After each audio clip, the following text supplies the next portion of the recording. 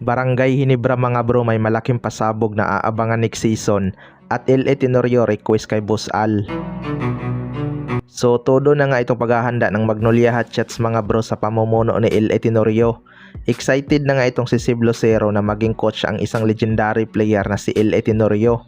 Kamuntika na din tong lumipat sa Japan B-League, mabuti na lang at nagstay pa rin sa Magnolia Hotshots. Malaking bagay kasi ang presence nitong si Steve Lucero lalo na sa opensa ng Magnolia Hotshots. Nakuha na rin nila ang Hinebra draftee noon na si Javi Gomez de Llano mga bro. Shooter nga ito pero binitawan ng Barangay Hinebra para kay Jeremiah Gray na hindi naman nila napakinabangan. Pero napaganda naman yung trade kay Javi Gomez de Llano dahil mas nag-improve nga ang kanyang laro at nakapag Japan B-League pa. Pero ayon nga sa source mga bro ay may request nga daw si LA Tenorio kay Boss Al Francis Chua. Gusto daw nitong makuha si Sistan para magkaroon sila ng legit big man. Well, para sa akin mga bro, matagal na rin talagang may mga rumors na Magnolia ang babagsakan ni Sistan after nitong matrade sa Tira Perma Jeep. Big addition talaga to kapag nakuha ng Magnolia Hotshots dahil si Ian Sanggalang lang ang kanilang quality big man.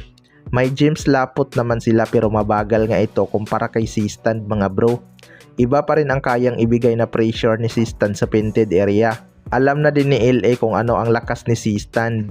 Sa kabilang banda naman mga bro, Barangay Hinebra may malaking pasabog next season. Ito nga Barangay Hinebra ang inaabangang gumalaw mga bro. Free agent na nga itong si Terence Romeo at sinasabing isa ito sa mga kukunin ng Barangay Hinebra.